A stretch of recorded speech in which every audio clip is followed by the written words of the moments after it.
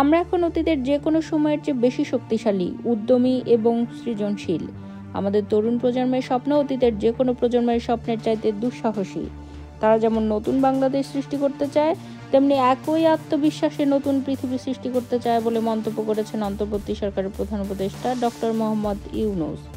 বৃহস্পতিবার রাজধানীর ওসমানী স্মৃতি মিলনায়তনে 21শে পদক বিতরণ অনুষ্ঠানে তিনি এই মন্তব্য করেন। এ সময় ডক্টর ইউনূস বলেন, ছেলেরাও প্রস্তুত, মেয়েরাও প্রস্তুত।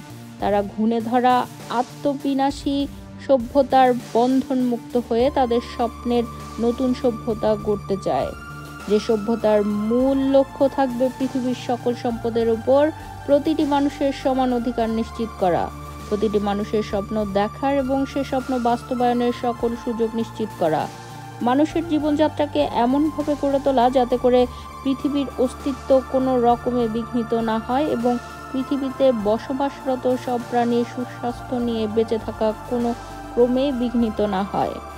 মহান শহীদ দিবস ও আন্তর্জাতিক মাতৃভাষা দিবস 2025 উদযাপনের স্মরণীয় দিনে তরুণদের এই স্বপ্নের আশু বাস্তবায়ন নিশ্চিত হোক, এমন প্রত্যাশা করেন প্রধান উপদেষ্টা।